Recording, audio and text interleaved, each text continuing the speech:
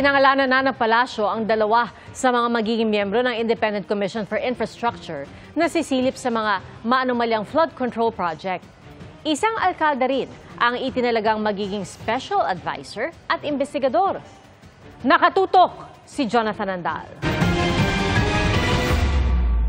Sina dating DPWH Secretary Rogelio Singson at Rosana Fajardo ang dalawang magiging bahagi ng 3-member Independent Commission for Infrastructure na mag-iimbestiga sa mga anomalya sa flood control project. Si Singson, DPWH Secretary ni dating Pangulong Noynoy Aquino.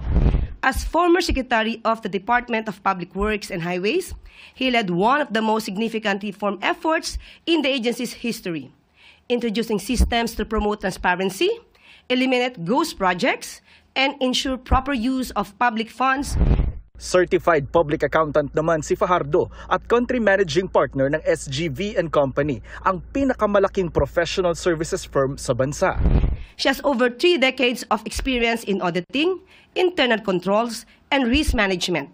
Her technical insight and financial acumen are critical in following the trail of public funds and determining where leakages and irregularities may have occurred. Special Advisor at tatayong investigador si Baguio City Mayor Benjamin Magalong, dating hepe ng PNP Criminal Investigation and Detection Group o CIDG. His experience in leading difficult investigations, uncovering internal wrongdoing, and enforcing compliance makes him a strong asset to this commission. Ang tatayong chairman ng komisyon, iaanunsyo raw mismo ni Pangulong Bongbong Marcos sa mga susunod na araw. Sinusubukan pa namin kunan ng pahayag ang 3 pinangalanan kanina pero wala pa silang tugon sa ngayon. Pagtitiyak ng palasyo. Wala ni isa sa kanila ang konektado sa anumang ahensya o kontratistang iniimbestigahan.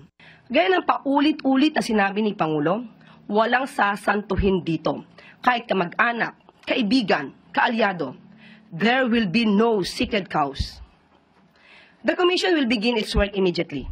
Pero bakit kaya napili si Magalong kung ang sabi noon ng Pangulo, walang politikong itatalaga sa Independent Commission? Ang magiging papel po ni Mayor Benji Magalong ay Special Advisor. Hindi po siya kasama doon mismo sa 3-member commission. So bigyan po natin siya ng pagkakataon. Walang binigay na timeline ng palasyo kung kailan matatapos ng ICI ang investigasyon nito. Sarami ng dokumentong kailangan nilang busisiin. Pero inatasan silang buwan-buwan na mag-report sa Pangulo.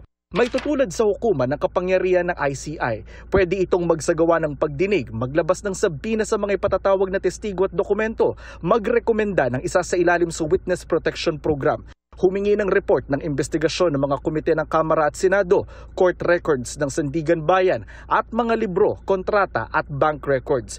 May kapangyarihan din ang ICI na magrekomenda sa otoridad na maglabas ng hold departure order, magpauwi ng nasa abroad at magpa-freeze ng mga ari-arian, mga deposito kung may sapat na basehang galing sa anomalya sa flood control o infrastructure project ang mga ito. Pwede rin silang magrekomenda ng agarang pagsuspinde sa mga pampublikong opisyal at magrekomenda ng parusa sa mga tatangging humarap o tumistigo sa isinasagawang investigasyon.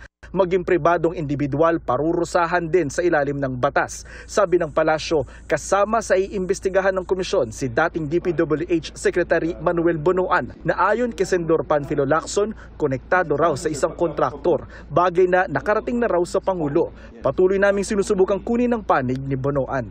Para sa GMA Integrated News, Jonathan Andal, nakatutok, 24 oras.